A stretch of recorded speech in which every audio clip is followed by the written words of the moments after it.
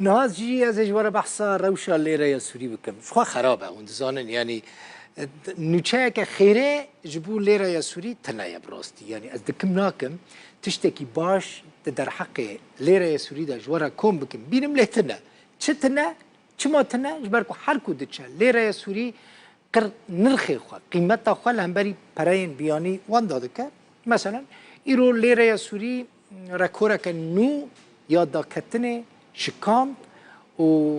گلک نافچین دبن کنترل حکومت سوریه داجی لوان دران یعنی هر دلار که امریکی اونزانم چه قاسی بو 14,000 لیره این سوری در باز کرد نرخ لیره یا سوری لهمبری دلار لحلبه هر دلار 14,000 لیره این سوری دهات فروتن و کرینجی هر دلار 13,800 لیره این سوری بو لشامه فروتن دلار که امریکی 13,600 لیره کرین به 13,400 لیره یان بود لحسک فروتن هر دلار که امریکی 13,350 لیره این سوری بود کرین به 13,200 لیره این سوری بود لادلبه کدبن کنترل جبهه النصره دایا فروتن هر دلار به 13,500 لیره و کرین هر دلار به 13,450 لیره سوری بود لبانکا ناوندی سوریجی هر دلار که امریکی به 10,100 لیره سوری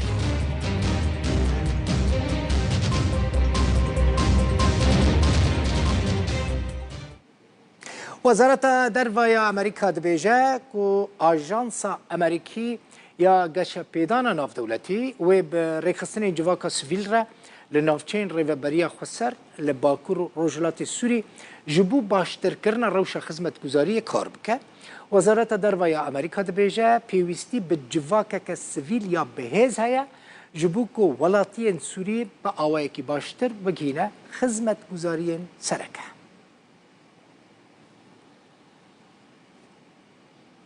شکت نه؟ باش دوام دکم سعودیه چه کریه؟ سعودیه ولاتیه کی سوری ولاتیه کی اردنی گرتیه چما گرتیه؟ جبرکوان هر دو کسان ملیونک و 300,000 حب ماده نهشبر خستبونه ماکینه کهربه و او ماکینه کهربه خستنه باگاج اتومبیل و وشارتنه لهزین امنیین سعودیه و گرتنه ریوبریا نهشتنا ماده نهشبر یه سعودیه ریوبریوه مروان الحازمی جه آژانس فرمیه وی ولاتی را گوتیه وان دو کسین که دخواستن ملیونک و 394,000 حبین این ویتامین یه نهشبر مخدر لباجار ریاض سعودیه بلاف بکن گرتنه وی بر پرس سعودی گوت گوان هر دو کسان او حبین هشبر لباجار ریاضی بشارت بون افجی دیمن وان حبانن و